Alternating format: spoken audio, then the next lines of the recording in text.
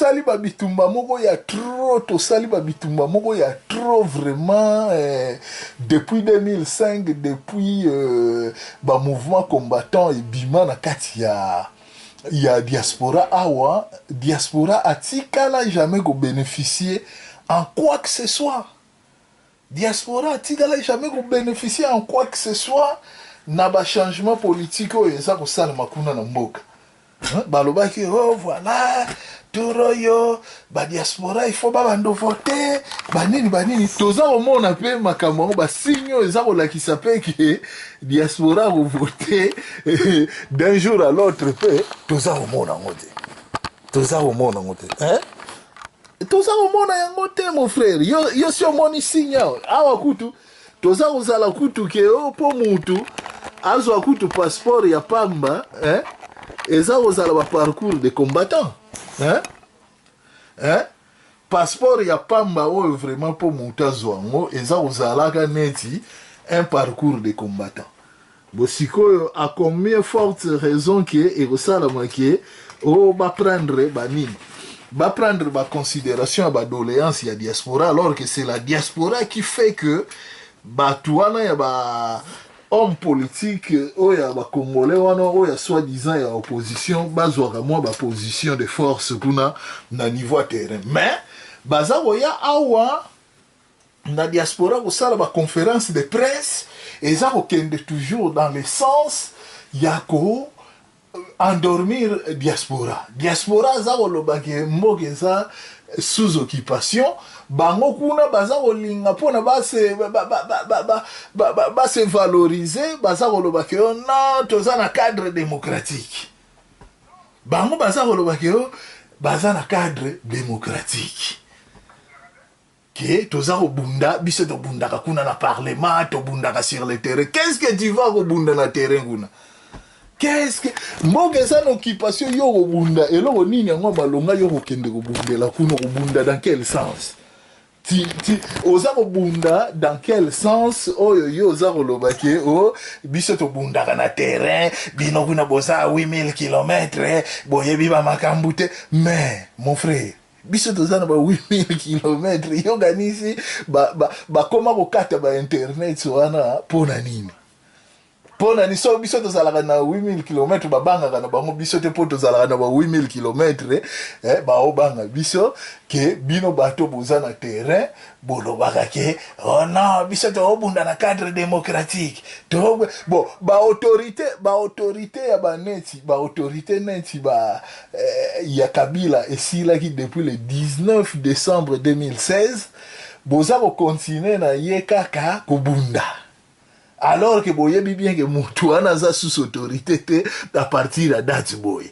Tripartite Senko, Rasop, majorité présidentielle, tout ça baza déjà dans l'illégalité. Kabila yemoko za illégal, la chef du quartier. Boza ko continuer toujours ko futaka ba taxe na ba autorité illégale selon la constitution. Donc bino siko bokomo ko collaborer donc bokomi ba complice ya ba autorité illégale bo futaka ba taxe pa na bango po pesa ka bango makasi baya kaka ko bomaka bino. Oh comprendre? Oyebi bien que autorité wana za illégale mais oza ko futa mbongo pona na taxe na yo pona asomba minduki abengaka ba mercenaire baya koboma bino po bino bo réclamer droit na bino bo mona teke bo komi déjà na cadre ya folie bo moni peke constitution eza violé constitution elobi ke soki batu moko boye ba violer nga bo bundela nga bo kamata batu wana bo boma bango puisque ba violer nga constitution ayebisi bino ndengo wana. Mais bino boza ko continuer ko pesaka batu wana bambongo aoya bwa telemi bo abangisi yo opesi mbongo osali bo pesaka ba na minute à partir ya le 19 décembre 2016 bambongo tout wana baza ko pesaka ba autorité wana eza bambongo moko illégal. Donc boza ko coopérer na le mal. Siko diaspora soga lobike toza na occupation bino kuna bafayulu banini Tshisekedi banani nyonso tu wana ya baopposition wana soki opposition ya bafata kunia wana oh voilà biso toza kobunda na babiki boye bobundela na babiki mutu asimi munduki yo okende obunda na ye na biki aza na occupation.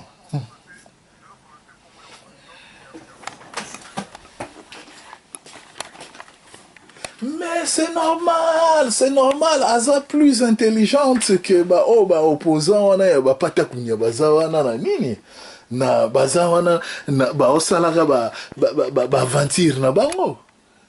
Qu'est-ce qu'ils veulent qu'on leur démontre encore pour que bandima ki mboka eza na occupation? Qu'est-ce qu'ils veulent? Neti Félix wana et là on a osé là-bas démontrer les sous pour comprendre que mboka ezali na occupation. Fayulu alobi katanga soki na ba États-Unis soki ba wapi bon aza osé la nini to démontrer ya kaka wasala ba conférence moko bidon qui n'ont rien à voir, qui ne rapportent rien sur le terrain. Tant que en occupation, il faut se battre avec les armes de l'occupation.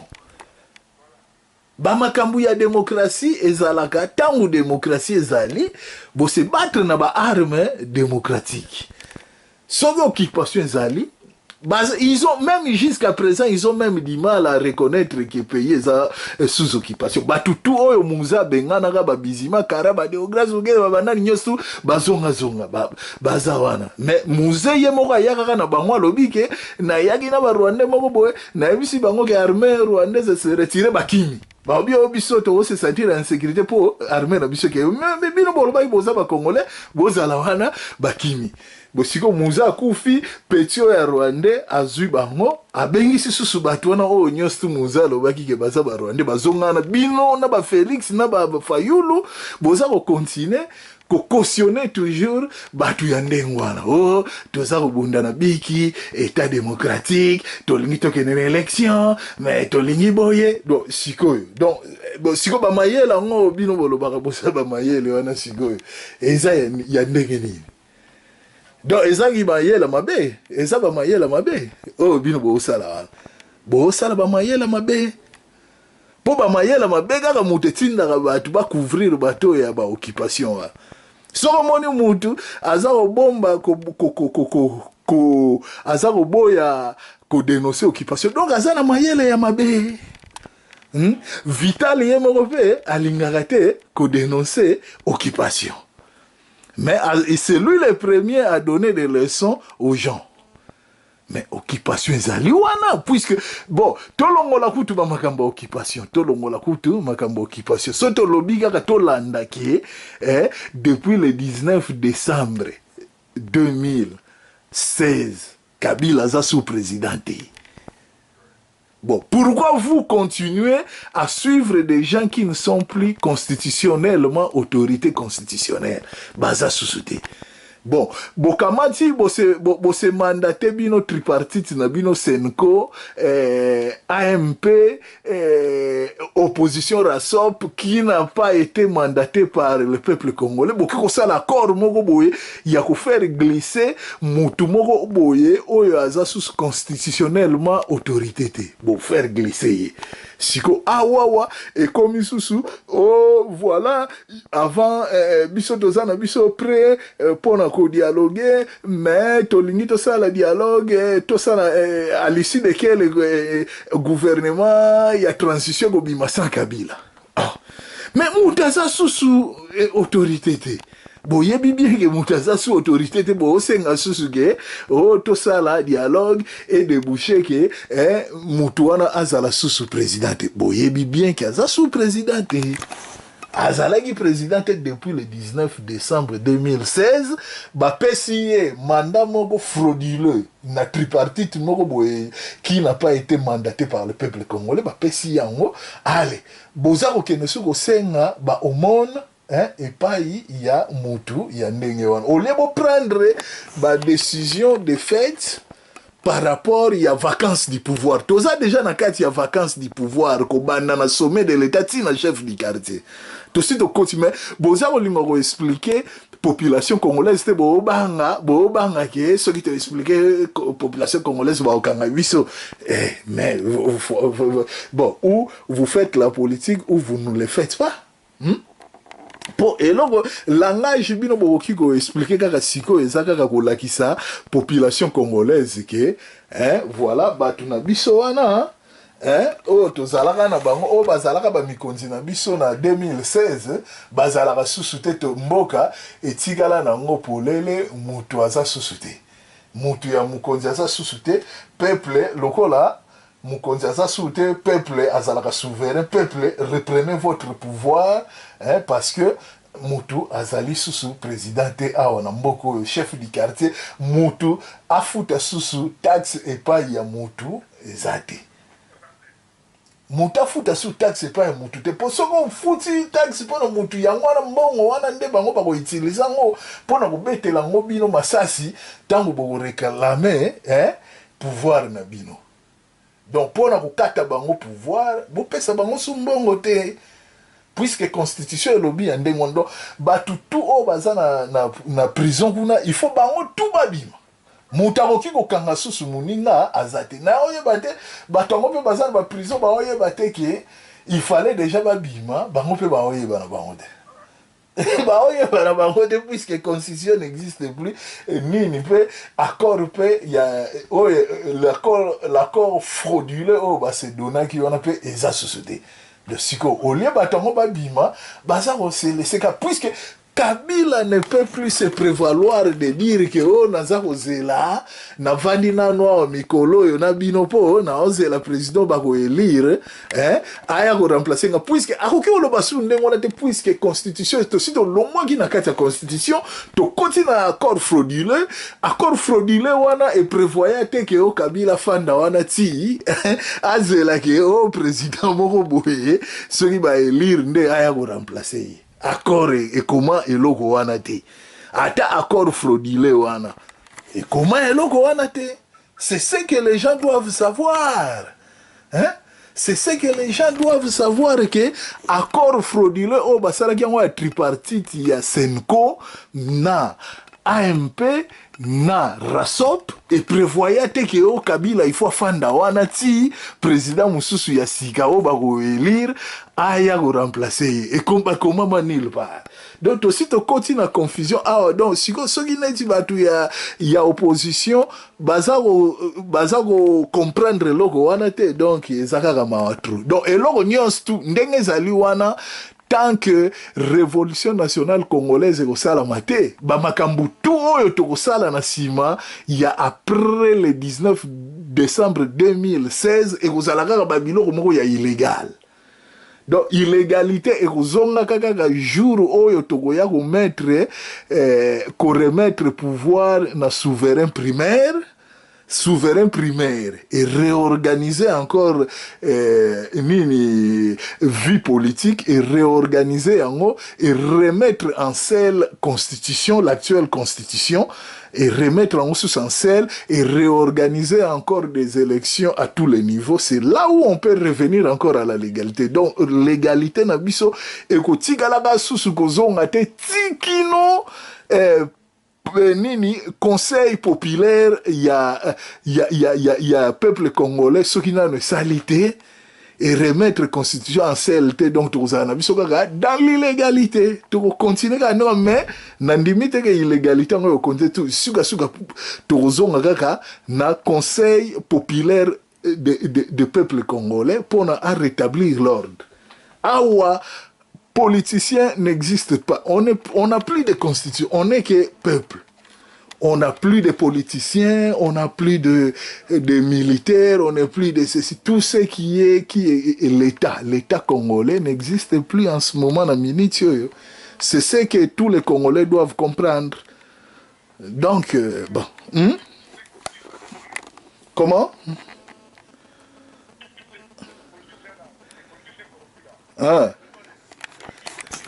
Oh, mais ils ont peur de Kabila pour dire au peuple comme ça. Ils ont peur parce qu'ils mangent avec Kabila.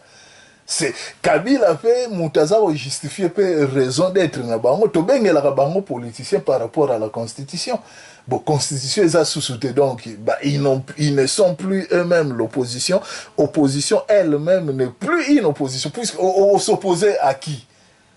Pour déjà, Yemo Kabila a sous-soutée. Yosiko Osala, c'est nous l'opposition. Utiliser le mot opposition na ba minute otoza awa, donc ils ont déjà le kuta. Hein? Okoki ko utiliser sous combo ya opposition te na minute oyo. O ngai opposant. C'est des farces. Hein? Félix Nengaza na okolo basute na minute que aza opposant a s'opposer na nani alors que Kabila aza sous présidente a s'opposer na nani. Hein? Hein? Hein? Nous, on est résistants, on continue la résistance. Pour na bateau va confisquer pouvoir, tokol va getozali va résistant par rapport à la confiscation du pouvoir par les pouvoirs d'occupation. Mais bango siko ba koloba ke baza ba politicien opposant de qui? Il s'oppose contre qui alors que Kabila n'est plus président? Kabila n'est plus président dans la minute, on a auto-expliqué tout à l'heure dans tous les mécanismes que Kabila est sous président. Si on va s'opposer contre qui na qui opposant na bango, biso toza ba résistant, toza ko résister contre le pouvoir, il y a occupation wana. On m'a dit que les amis hein? Les amis mon frère. Les amis ah. Ce n'est plus des opposants, ce sont des gens qui n'engagent que eux-mêmes. Puisque la Constitution ne leur donne plus le droit de s'opposer à qui que ce soit, puisque la Constitution les a déjà foulés aux pieds. Hein, tokota qui n'a accord moko caduc, accord caduc en fait, et c'est expiré. Mais batouana nyos bazali wana onyo na toute la classe politique wana il faut va passer dans jugement. Pourquoi ils ont conduit le pays na ba accord moko frauduleux. Naba mosengo wana nyos il faut pas passer na jugement pour haute trahison. Pourquoi vous avez trahi le peuple au point d'aller signer des choses hein, derrière le dos de la population sans être mandaté par l'opposition. Hein? Sans être mandaté par la population. Bossali tripartite na bino moko. Hein? Ils ont tout ce beau monde, toute la classe politique, y compris Mosengo, il faut tribunal populaire, il y a population, et juger pourquoi ils ont été faire des accords contre nature, c'est-à-dire hors constitution, qui n'engagent pas la population. Hein, tout ça. Donc, il faut vraiment batouana tôt ou tard. Il faut te traîner batouana la justice. Tôt ou tard. Hein, il faut te traîner batouana la justice. Classe politique, il faut passer dans le tribunal. Oyo nyos to azalaki mêlé de près ou de loin la situation oyo et kumbi biso na niveau à l'élo il faut passer dans le tribunal à répondre des actes bon yo monse ngona atinda ki okende bengisa batu kuna bosala bo signer ba papier na rasop na majorité présidentielle bon les gars dans nous bon Félix yo tango yo kendaki kuna nana tindaki yo okendo représenter peuple congolais na ko assister na mort na enterrement ya constitution okendo ko signer ba papier o eza ko consacrer nani mort ya constitution. Bon, les gars, bon, yo Kabila, yo pourquoi que n'a nommé Badibanga, pour na kochaye na babisika contre constitution. Bon, les gars, allez, bon, mbano na bino yango. C'est comme ça parce que on est des gens, on ne peut pas continuer à agir comme des singes. On a des trucs, on a la matière grise, c'est fait pour réfléchir, pour comment avancer, progresser. pour ne pas être traité des bêtes sauvages par des générations futures. Il faut sigo génération future, ceux qui sigo balobi ke ba examiner vie politique na biso ya lelo par rapport ya makambo nga na yebi na utoloba ba ah mais bato na basala guerre il fallait pas basala boy ah ils étaient des bêtes donc ils allaient net na ba âge ya Pierre Taye ba bandaki ko tailler les pierres na tango wana na mituna bango ndenge bandimaki ke tripartite moko boye e engagé 80 millions d'habitants 80 millions d'habitants représentés par une groupuscule de 200 personnes balingi boule na bango babi ke otopesa moto yo nini oyo mais nayebi ke babanda ko agir sous l'emprise ya Etienne Tshisekedi basalaki accord onaka sous l'emprise ya Etienne Tshisekedi pona Etienne Tshisekedi lokola balobaki ke ye opposant historique donc il fallait kumba bango na banini na ba biloko ya ndenge malheureusement ye moko pe président nani a foudroyé ye le bondi a foudroyé ye a kufi avant kutu accord ango oyo bon ye kutu ça va mikufeli na bo ba o batikali na problème ba oyo nyonso ba participer ki na banini wana bah tout va participer à la signature accord wana qui se fait derrière le dos de la population. Comment? Ah oui, mais nalobi na ndenge ya logique, nazako loba na ndenge ya logique na ndenge ba sentiment te.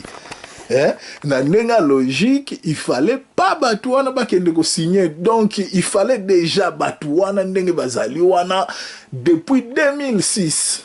Depuis 2006, il fallait déclarer soi-disant opposant en agnon tout. Il fallait se reconnaître déjà dans le schéma de occupation depuis 2006. Net au comité tina 2011, tina 2018 yo na ba makambo lolenge ya Kabila. So bandi mara déjà que pays est sous occupation. Mais chaque jour qui passe, ils ont confirmé biso que pays est sous occupation. Batumoko bakangi bino na kanai na makazi. Mais tellement si ko yo bango ba opposition soi-disant opposition na baza ko faire croire aux population que mboke zana nous bientôt zana démocratie il faut to bunda na babiki yango omone yo me makabiso tiboy ndenge to ozala labo donc du batu wana nyoso que ça soit opposition na bato bakanga biso na otage na bato ba na ko faire croire biso que mboke eza bien ya opposition na bango tout il faut ba passer na tribunal. Tant que va passer dans le tribunal après occupation, donc la mémoire du peuple congolais ne sera jamais réhabilitée. Vous comprenez? Donc on est obligé de passer par là. On est obligé de passer par là pour que mémoire du peuple congolais et ça la réhabilité tozon abatu. Pour tozon abatu, il faut to revenir to réfléchir logiquement comme batu. Vous comprenez? Qui passe par le traînage devant la justice, il y a toute la classe politique. C'est ça le problème. C'est ça, parce que c'est pas la politique qui va essayer d'abrutir tout le monde. Nous, on est des intellectuels indépendants, nous réfléchissons comme il se doit, il faut tout réfléchir. C'est comme ça. Hein, mon frère? Alors, c'est comme ça. Bon, qui vivra verra, hein, tout bundakaga, hein. Donc, lobby, on va s'appeler, on saura comment diriger les affaires après. Ok? Ouais. Ok, d'accord. Bon, bonne soirée, hein. Ouais. Merci, hein. Ouais, au revoir. Ok. Ah, ciao. Ouais, ok, merci. À bientôt. Ouais, ciao. Ok, pas de soucis.